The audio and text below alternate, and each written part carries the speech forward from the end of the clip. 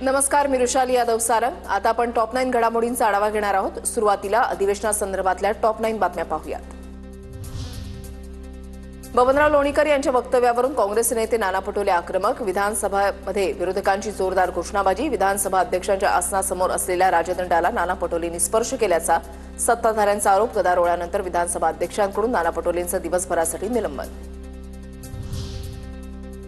भाजपच्या आमदार मंत्र्यांकडून शेतकऱ्यांचा अपमान आम्ही सहन करणार नाही। रोज निलंबन केलं तरी आम्ही शेतकऱ्यांचे प्रश्न मांडणार, नाना पटोले ठाम। लोणीकरांच्या वक्तव्यावरून नाना पटोले सभागृहामध्ये आक्रमक। पटोलेंनी मोदींबद्दल असंसदीय भाषा वापरली, भाजप नेत्याचा आरोप। सभागृहामध्ये सत्ताधाऱ्यांचा गदारोळ। नाना पटोलेंनी माफी मागावी, फडणवीसांची सभागृहात मागणी।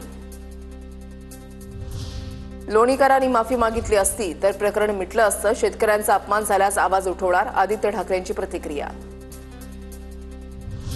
बबनराव लोणीकरांना माफी नाही, ठोकायला पाहिजे। शेतकऱ्यांनी त्यांना जिथे दिसेल तिथे ठोकायला पाहिजे। बबनराव लोणीकरांच्या शेतकऱ्यांबद्दल केलेल्या वक्तव्यावर बच्चू कडूंची प्रतिक्रिया।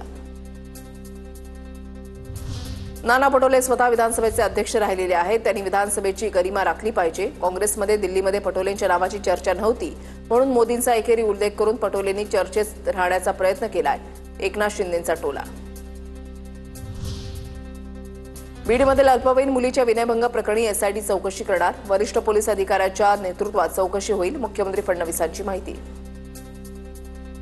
धनंजय मुंडेंना राजीनामा द्यावा लागल्याचं दुःख, बीड विनयभंग प्रकरणामध्ये लवकरच दूध का दूध पाणी का पाणी होईल, संदीप क्षीरसागर यांची टीका। पावसाळी अधिवेशनासाठी विधानसभा आणि विधान परिषदेमधील नव्या तालिका अध्यक्षांची नियुक्ती, अमित साटम, सुलभा खोडके, नितीन देशमुख नवे तालिका अध्यक्ष, अमित गोरखे, कृपाल तुमाने हे परिषदेचे नवे तालिका अध्यक्ष।